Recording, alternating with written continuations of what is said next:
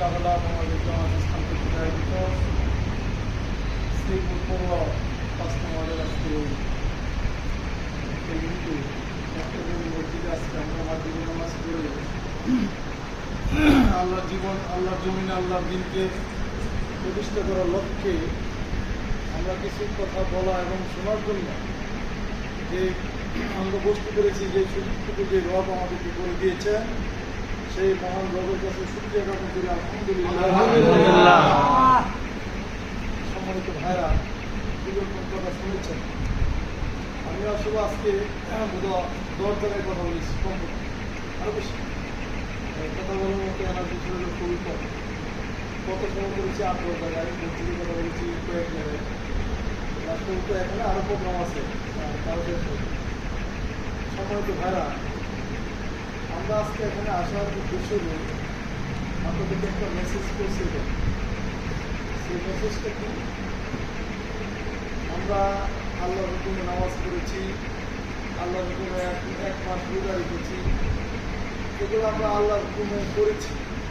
কিন্তু আল্লাহর হুকুমটা কোরআনে ছিল, ঠিক না? হুকুমগুলো কোথায় ছিল? যেমন আল্লাহ বলেছেন যে আকিমুস সালাহ, এই কারণে নামাজ পড়েছি। যেমন 1 মাস রোজা রেখেছি, বলেছে ইয়া আইয়ুহাল্লাযীনা আমানু ইয়া আইয়ুহাল্লাযীনা আমানু ইযা কুতিবা আলাইকুম সিয়ামু কামা কুতিবা আলাল্লাযীনা মিন ক্বাবলিকুম লাআল্লাকুম তাত্তাকুন। এই আয়াতের কারণে আমরা 1 মাস রোজা রেখেছি। কে ভাইরা আমার, রোজা নামাজ হজ আর জাকাত কয়েকটা কাজের কোরআন শেষ না আরো কিছু আছে? আল্লাহ রাব্বুল আলামিন পবিত্র কোরআনে 903 জায়গায় বলেছে তোমরা আল্লাহর জমিনে আল্লাহর কোরআনকে প্রতিষ্ঠিত করো, কোরআন দিয়ে সমাজ পরিচালনা করো, কোরআন দিয়ে রাষ্ট্র পরিচালনা করো, কোরআন দিয়ে আল্লাহর জমিন পরিচালনা করো। কিন্তু আমরা দেখা যাচ্ছে কোরআন দিয়ে কিছু কিছু অংশ মানে নামাজ পড়ি কোরআনের কথায়, রোজা রাখি কোরআনের কথায়, হজ করি কোরআনের কথায়। কিন্তু এই কোরআনে কি 4-5টা কথাই বলেছে? কোরআনে 6666 আয়াত নাকি ভাই? 6066 আয়াতে তো কিছু না কিছু আমাদের কাজ করার জন্য কিছু কথা বলেছে না? এখন আল্লাহ কোরআনের 2-3টা আয়াত 5-10টা আয়াত মানলাম আর বাকি আয়াত মানলাম না, তাহলে কি আমাদের আল্লাহর কোরআনকে মানা হয়েছে?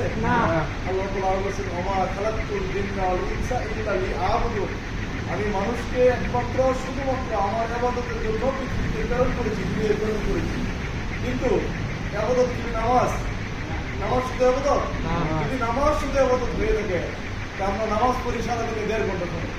আল্লাহ বলছেন সর্বক্ষণ আল্লাহর ইবাদত করতে হবে, দাসত্ব করতে হবে, গোলামি করতে হবে সর্বক্ষণ।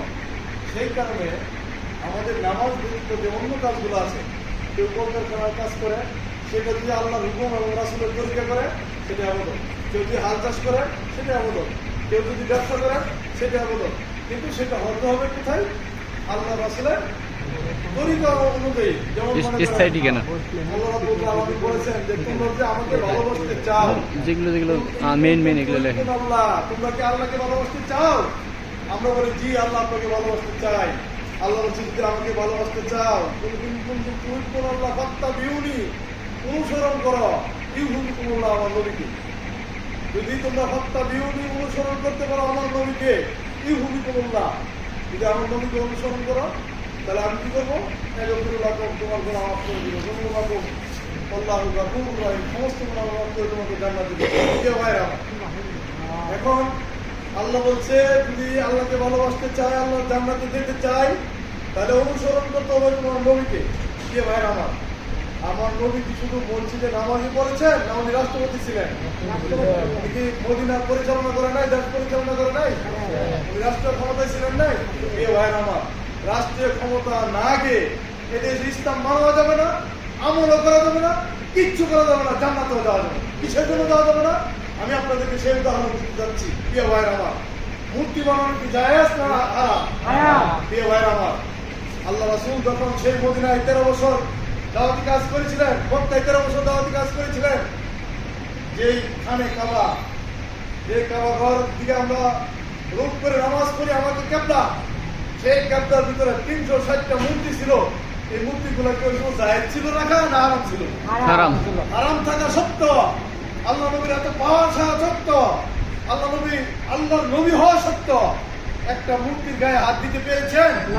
আল্লাহ রাসূলের ক্ষমতা ছিল না। প্রিয় ভাইরা আমার, যখন আল্লাহ রাসূল মদিনায় হিজরত করলেন, সেখান থেকে তিনি মদিনার রাষ্ট্রপতি হলেন, উনি শক্তি সঞ্চয় করলেন, রাষ্ট্রীয় পাওয়ার পেলেন, উনি সশস্ত্র বাহিনী পেলেন। তখন মদিনা থেকে আল্লাহ রাসূল 10,000 সাহাবী নিয়ে যখন মক্কায় উপনীত হলেন, কাবার চত্বরে গিয়ে তখন বললেন যে আমি নবী এসে গেছি। কোরআনের আয়াত নাযিল হয়ে গেল। আল্লাহ নবী বললেন যা আল হক, এসে গেছে সত্য, ওয়াজাহাকাল বাতিল, চলে যাবে মিথ্যা, ইন্না বাতিল, নিশ্চয় মিথ্যা, কানা জাহুকা, চিরদিন মিথ্যা। এই মূর্তিগুলা মিথ্যা, আমি এই মূর্তিগুলো আজকে থেকে রাখতে চাই না। আল্লাহ রাসূলের হাতে ছিল বুখারী হাদিস, আল্লাহ রাসূলের হাতে ছিল লাঠি। এই লাঠি নিয়ে মক্কার কাবাগরের ভিতরে প্রবেশ করে সমস্ত মূর্তিগুলো ভেঙে টুকরো টুকরো করে এই মক্কা থেকে অপসারণ করলেন। প্রিয় ভাই আমার, আল্লাহ রাসূল যদি মদিনার রাষ্ট্রপতি না হতেন, মদিনায় ক্ষমতা না আসতেন, ওনাকে রাষ্ট্রপতি না বানাতেন, তাহলে কি উনি এই কাবাগরের ভিতর থেকে মূর্তি সরাতে পারতেন? প্রিয় ভাই আমার, বিগত 15 থেকে 17 বছরে আমাদের এই দেশে অসংখ্য মূর্তি জায়গায় জায়গায় মুড়ে মুড়ে শিক্ষান্তরে বিভিন্ন সেতুর মাধ্যমে মাথায় মূর্তি তৈরি করা হয়েছে। প্রিয় ভাইয়ের আমার, হয় নাই? প্রিয় ভাইয়ের আমার, আমাদের এই দেশের মানুষের শক্তি ছিল না, ক্ষমতা ছিল না, মূর্তির বিরুদ্ধে কথা বলে তাদেরকে গ্রেপ্তার করা হয়েছে, তাদেরকে মৌলবাদ করা হয়েছে, তাদেরকে জঙ্গিবাদ বলা হয়েছে, তাদেরকে রাজাকার বলা হয়েছে। প্রিয় ভাইয়ের আমার, একটা হারাম কাজের বিরুদ্ধে অন্যায়ের বিরুদ্ধে প্রতিবাদ করলে আপনার রাজাকার, আপনার স্বৈরাচার, আপনার যুদ্ধ অপরাধী। প্রিয় ভাইয়ের আমার, আপনারা জানেন যখন আমাদের বৈষম্য বিরোধী আন্দোলনে, ছাত্র আন্দোলনে যখন আমরা ঝাঁপিয়ে পড়েছিলাম, আমাদের সেই রাজপথ রঙ্গিত হয়েছিল 2000 বাইদের শহীদের বিনিময়ে, 40,000 মানুষের হাত পাওয়ার বিনিময়ে। আজকে যখন আমাদের একটা স্বাধীন বাংলা পেয়েছি, তখন কি ভাইয়ের আমার কারো কাছে জিজ্ঞাসা করা লেগেছে মূর্তি বাংলার জন্য? আমাদের দেশে মূর্তি আছে? আমাদের দেশে একটা মূর্তিও নাই। প্রিয় ভাইয়ের আমার, আপনারা জানেন এই বিজয় আমাদের চূড়ান্ত বিজয় নয়। এখন আমাদের এই দেশে আবারও স্বৈরাচার মাথাচাড়া দিয়ে উঠছে, একদল চাঁদাবাজি করছে, ছিনতাই করছে, রাহাজানি করছে। তাদের মোকাবেলা করতে হলে আমাদের ইসলামী দলকে ক্ষমতা নিতে হবে। রাষ্ট্রীয় ক্ষমতা ইসলাম ছাড়া আমাদের এই দেশ থেকে তাদেরকে অপসারণ করা আমাদের দ্বারা সম্ভব নয়। প্রিয় ভাইয়েরা আমার, আমাদের যে বিজয় এসেছে, এই বিজয় আমাদের জন্য আমাদেরকে উন্মুক্ত করে দেওয়া হয়েছে। আল্লাহ রাসূল সাল্লাল্লাহু আলাইহি সাল্লাম যখন সেই মক্কাতে গিয়েছিলেন, 1400 সাহাবী নিয়ে যখন হজ করতে গিয়েছিলেন, হুদাইবিয়া নামক জায়গাতে যাওয়ার পরে কাফেররা ব্যারিকেড দিলেন। উসমান রাদিয়াল্লাহু আনহুকে পাঠালেন, উসমান তুমি তো এই দেশের ধনাঢ্য ব্যক্তি, তুমি কাফেরদের সাথে কথা বলো, আমরা হজ করে চলে যাব। সাহাবী ছিল কতজন? 1400। এই 1400 সাহাবী আটকে দিলেন, মক্কাতে প্রবেশ করতে দিলেন না। উসমান রাদিয়াল্লাহু আনহু যখন গেলেন সমঝোতা করার জন্য, উসমান রাদিয়াল্লাহু আনহুকে ঘরের ভিতরে আটকে কাফেররা ঘোষণা করলেন উসমানকে হত্যা করা হয়েছে। আপনারা কি জানেন না? এ ভাইরা আমার, তখন আল্লাহ রাসূল সাল্লাল্লাহু আলাইহি সাল্লাম বললেন আমার উসমানকে হত্যা করা হয়েছে। প্রিয় সাহাবীরা, তোমরা যারা এখানে অবস্থান করছো, তোমাদেরকে আমি বলতে চাই, উসমান হত্যার বদলা না নিয়ে এই মক্কার জমিন ছেড়ে যাবো না। এই বলে কি তোমরা কি আমার হাতে বায়াত হতে পারবা? সমস্ত সাহাবীরা বললেন, প্রিয় ভাইরা একটু মনোযোগ দেয় পরে। প্রিয় ভাইরা, সমস্ত সাহাবীরা বললেন যে ইয়া রাসূলুল্লাহ, যতক্ষণ পর্যন্ত আমরা সাহাবীদের শরীরে রক্ত থাকে, যতদিন পর্যন্ত চোখের পাতা নড়ে, ততক্ষণ পর্যন্ত উসমান হত্যার বদলা না নিয়ে আমরা এই মক্কার জমিন ছেড়ে যাব না। প্রিয় ভাইরা আমার, এই কথা বলার পরে, এই শপথ নেওয়ার পরে কাফেররা ভয়ে উসমানকে ছেড়ে দিলেন এবং আল্লাহ রাসূলের সাথে একটা সন্ধি চুক্তি করলেন যে এত বছর পর্যন্ত আপনার মক্কায় আসতে পারবেন না, তারপরে আসতে পারবেন। আল্লাহ রাসূল সেই সন্ধিতে চুক্তি করলেন এবং রাজি হলেন কাফেরদের সাথে। প্রিয় ভাইরা আমার, সেই সন্ধির পরে আল্লাহ রাসূল সাল্লাল্লাহু আলাইহি ওয়াসাল্লাম যখন মদিনায় ফিরে গেলেন, উনি দাওয়াতি কাজের মধ্যে 10,000 সাহাবী তৈরি করে তারপরে নবম হিজরিতে উনি এই আবার মক্কায় অভিমুখ হয়ে মক্কা বিজয় করলেন। প্রিয় ভাইরা আমার, আজকে আমাদের সমাজে আমরা কথা বলার সুযোগ পেয়েছি। আমরা কিছুদিন আগে মসজিদে এইভাবে কথা বলতে পারি না। আমাদেরকে গ্রেপ্তার করেছে, হয়রানি করেছে, পুলিশ এসে আমাদেরকে হয়রানি করেছে, আমাদের বিরুদ্ধে মামলা দিয়েছে, যুদ্ধ অপরাধী রাজাকারের মামলা দিয়েছে, জঙ্গলিদের মামলা দিয়েছে। কোরআন পড়লে জঙ্গলি, না পড়লে সঙ্গী, এরকম কথা আছে না? আজকে আমি আপনাদেরকে বলতে চাই, এই আমাদের উন্মুক্ত দেশ, এই দেশে আমরা প্রতিটা মানুষ এখন আমাদের কোরআনের দাওয়াত দিতে হবে, ইসলামের দাওয়াত দিতে হবে, এবং এই দেশে ইসলামকে প্রতিষ্ঠিত করার মধ্যে এই দেশে ইসলামী হুকুমত চালু করে এই দেশকে সকল তন্ত্র মন্ত্র দলকে বাদ দিয়ে, মানব রচিত আইনকে বাদ দিয়ে আমরা একমাত্র আল্লাহ রচিত আইন আমরা বাস্তবায়ন করতে চাই। প্রিয় ভাইয়ের আমার, আমি এই কথাটাই বলতে চাই, যারা আল্লাহর কোরআনের বিরোধিতা করবে, রাসূলের হাদিসের বিরোধিতা করবে, আল্লাহর আইনকে যারা জমিনে প্রতিষ্ঠিত করতে চাইবে না, তাদের মনে যদি বাধা আসে যায়, আমি আল্লাহর আইন প্রতিষ্ঠিত করতে চাই না, আমি কোনো দলভুক্ত হতে চাই না। আল্লাহ রাব্বুল আলামিন পবিত্র কোরআনের সূরা আল ইমরানের 104 নম্বর আয়াতে বলছে, আলতাকুম মিনকুম উম্মতি ইয়াদউনা ইলাল খায়র ইয়ামুরুনা বিল মারুফ ওয়া ইয়ানহাউনা আনিল মুনকার। তোমাদের মধ্যে, আমার উম্মতের মধ্যে একটি দল হতে হবে, সেই দল সৎ কাজের আদেশ করবে, অসৎ কাজের নিষেধ করবে। সূরা হজের 41 নম্বর আয়াতে বলেছেন, আল্লাযীনা ইন মাক্কান্নাহুম ফিল আরদ আকামুস সালাত ওয়া আতুজ যাকাত ইয়ামুরুনা বিল মারুফ ওয়া ইয়ানহাউনা আনিল মুনকার। তোমরা যারা রাষ্ট্রীয় ক্ষমতায় আসবে, তাদের চারটি কাজ করতে হবে। একটি কাজ হলো আকামুস সালাত, তারা সালাত প্রতিষ্ঠিত করবে। প্রিয় ভাইয়ের আমার, আজকে কি আমাদের দেশে সালাত প্রতিষ্ঠিত আছে? না। এই মহল্লা যারা আছে মসজিদে আসছে? না। তাহলে সালাত প্রতিষ্ঠিত আছে? আমাদের দেশে রাষ্ট্রপ্রধানরা ছিল না, সালাত প্রতিষ্ঠিত করেছে? তাদের উপরে ফরজ কি ছিল? সালাত প্রতিষ্ঠিত করা, যাকাত আদায় করা, সৎ কাজের আদেশ করা, অসৎ কাজ নিষেধ করা। প্রিয় ভাইয়ের আমার, আপনারা জানেন বিগত কিছুদিন আগে আমরা আন্দোলন লড়াই করেছি রাজপথে। কিসের জন্য করেছিলাম?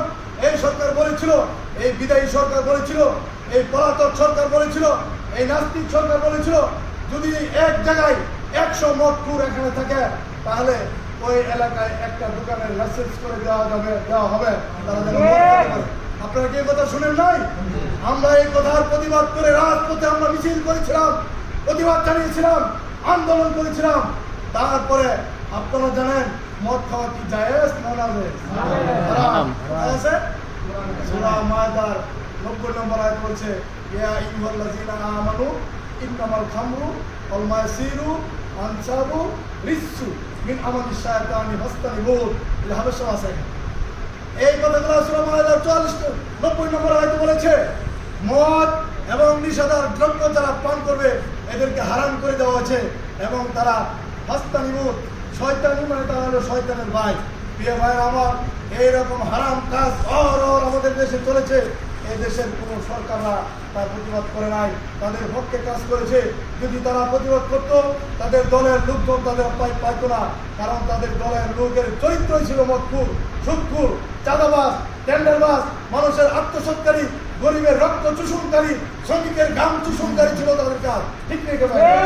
প্রিয় ভাইয়ের আমার, আসুন আমরা রাসূল সাল্লাল্লাহু আলাইহি সাল্লাম যেভাবে একটা সমাজ গঠন করেছিলেন এবং বলেছিলেন, আমরা এই যে খুতবাতে বলে, জুমার দিন ইমাম সাহেব বলে, তৌহিদুল কাদ্দার বলে, খাইরুল কুরুনি কারনি, আমার যুগ শ্রেষ্ঠ যুগ। আল্লাহ রাসূল বলেছিলেন, আমার যুগ শ্রেষ্ঠ যুগ।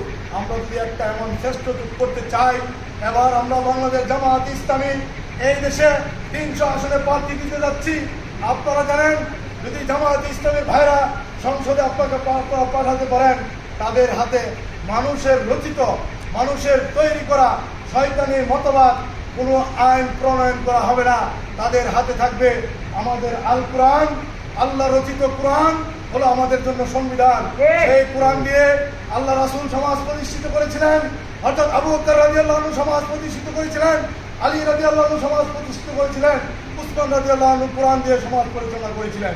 প্রিয় ভাইয়ের আমার, আজকে যদি আমরা সেই কোরআনের সমাজ গড়তে পারি, আমাদের মধ্যে থাকবে না কোনো বৈষম্য, আমাদের মধ্যে থাকবে না কোনো ক্ষুধার্ত, আমাদের মধ্যে থাকবে না কোনো দারিদ্র। আপনারা কি চান না এরকম একটা সোনার দেশ হোক? সোনার দেশ আপনারা চান, তাহলে আমি আপনাদেরকে উদাত্ত আহ্বান জানাবো, আপনারা যারা এখানে আছেন, আপনাদের পরিবার, পরিজন, রাষ্ট্র, সমাজ সকলের কাছে আপনাদের জামাত ইসলামে দাওয়াত পৌঁছে দিতে হবে। আমরা নির্বাচনে ভোট দিতে হবে, সমর্থন করতে হবে, ভালোবাসা দিতে হবে, ক্যাম্পাস করতে হবে, রাজপথে আন্দোলন করতে হবে, এবং অত্যাচার অন্যায়ের বিরুদ্ধে রুখে দাঁড়াতে হবে। তাই যদি করতে পারি, তাহলে আমরা এই দেশে একটা সোনালী দেশ কায়েম করতে পারবো। আর এই কাজ করতে গিয়ে যদি আমরা শাহাদাত বরণ করি তাহলে আল্লাহ বলেছেন আলা তাকুমু লিমা ইউক্তাবু ফি সাবিলিল্লাহ, তোমরা আল্লাহ রাব্বুল আলামিন বলেছে ইসলামী আন্দোলন করে, কোরআনের রাজনীতি করে, রাসূলের দলবদ্ধতা থেকে যদি তোমরা জীবন দিয়ে যাও, তাদেরকে মৃত্যু বলো না, তারা মৃত্যু হবে না, তারা কবরে রিজিক তত্ত্ব কোরআনের আয়াত। প্রিয় ভাইয়ের আমার, আমরা হাবিজাবি মৃত্যু চাই না, যে মৃত্যুর পরে কবরে আমাদেরকে হিসাব দিয়ে জান্নাতে যেতে হবে, ওই ধরনের মৃত্যু আমরা চাই না। আমরা এমন একটা মৃত্যু চাই যে মৃত্যুতে আল্লাহ রাব্বুল আলামিন কবরে কোনো হিসাব দিবে না, সেই মৃত্যুটা নাম হলো শাহাদাতি মৃত্যু। প্রিয় ভাইয়ের আমার, শহীদি মৃত্যু। আমরা কি শহীদি মৃত্যু তামান্না করি না ভাইয়ের আমার? আমার আল্লাহ রাব্বুল আলামিন যেন আমাদের সেই সাইয়্যিদুল শুহাদা হযরত আমির হামজা রাদিয়াল্লাহু আনহু, যিনি শহীদদের সর্দার হবেন, সর্দার হয়েছেন, সেই আমির হামজা রাদিয়াল্লাহু আনহুর সাথী করে আমাদেরকে যেন আল্লাহ শহীদ মৃত্যু দেন। এই বলে আমার সংক্ষিপ্ত আলোচনা শেষ করছি। প্রিয় ভাইয়ের আমার, আসুন আমরা কোরআন সুন্নাহকে আঁকড়িয়ে ধরি, তার কোনো বিকল্প আমাদের নাই। আমরা কোরআন দিয়ে জীবন করি, কোরআন দিয়ে সমাজ করি, কোরআন দিয়ে রাষ্ট্র করি, তাহলে আমাদের দেশে একটা শান্তিময় রাষ্ট্র আমরা দিতে পারবো। আমাদের মানব রচিত মন্ত্র তন্ত্র এরা কোনোদিন শান্তি দিতে পারবে না, একমাত্র শান্তি দিতে পারে আল কোরআন। আমরা আল কোরআনকে আঁকড়িয়ে ধরতে চাই না ভাইয়েরা? ইনশাআল্লাহ আল্লাহ রাব্বুল আলামিন আমাদেরকে। আর যারা আমরা বাংলাদেশ জামাত ইসলামী 11 তারিখ থেকে 25 তারিখ পর্যন্ত সহযোগী ফর্ম ফিল আপ হচ্ছে, যারা আমাদেরকে সহযোগিতা করবেন তাদেরকে আমরা মূলত আপনাদের সহজ ইচ্ছায় দূর করে না, একটা ফর্ম আছে, এটা ফিল আপ করলে আমাদের সহযোগী হয়ে যাবে। তাহলে কেয়ামতের দিন অন্তত বলতে পারবেন যে আমি ইসলামী দলের একজন সহযোগী ছিলাম। এটার কারণে আপনাকে আল্লাহ জান্নাত নাজাত দিতে পারেন না। আর যদি আপনার অন্য কোনো দলের সাথে সহযোগী থাকেন, আল্লাহ রাব্বুল আলামিন পবিত্র কোরআন সূরা আলী ইমরানের 85 নম্বর আয়াতে বলেছেন ওমাই ইয়াবতাগি গায়রাল ইসলামি দীনান ফালা ইউকবালা মিনহু ওয়া হুয়া আখিরাতিহু মিনাল খাসিরিন। তারা কোনোদিন কাল কিয়ামতের দিন ইসলাম ব্যতীত অন্য কোনো দলের সাথে সমর্থন থেকে তারা কোনোদিন জান্নাতে যাবে না, যাবে না, যাবে না, আল্লাহ ওয়াদা। অতএব আমাদের ইসলাম দলের সহযোগী হওয়া ফরজ। কি ভাই কথা মিথ্যা বলছেন? আপনি বোধহয় একটা অবদান যারা সহযোগী হন না, এখানে সহযোগী কম আছে, কয়েকটা মিনিট করে বসেন, সহযোগিতা করবেন। আমি আমার জন্য দোয়া করবে যাতে রাজপথে ময়দানে আল্লাহর জন্য আল্লাহ দিন প্রচার করতে গিয়ে আমার যদি মৃত্যু হয়, আলহামদুলিল্লাহ, মৃত্যুর আগ পর্যন্ত যেন আমি এই কাজ চালিয়ে যেতে পারি। আমি আল্লাহ ছাড়া এই পৃথিবীর কোনো মানব দানব কোনো জাতিকে আমি ভয় পাই না। বুলেটের 1000 গুলি যদি আমার বুকে আসে আর সেই গুলির মাঝে যদি আমার নাম লেখা থাকে, তাহলে আমাকে এই গুলি আমাকে মৃত্যু দিতে পারবে। আর যদি এই বুলেটের মধ্যে আমার মৃত্যু না লেখা থাকে, 1000 বুলেট আমার বুকে আসবে, আমার মৃত্যু হবে না। প্রিয় ভাইয়ের আমার, তবু আপনারা দোয়া করবেন আল্লাহ যেন আমাকে শহীদ তেমন না, শহীদ যেন আমি হতে পারি, সেই ধরনের আপনার কাছে চাই, আমি আল্লাহর কাছে সেই দোয়াটাই করি। প্রিয় ভাইয়ের আমার, আল্লাহ রাব্বুল আলামিন যেন আমাদের কবুল করে।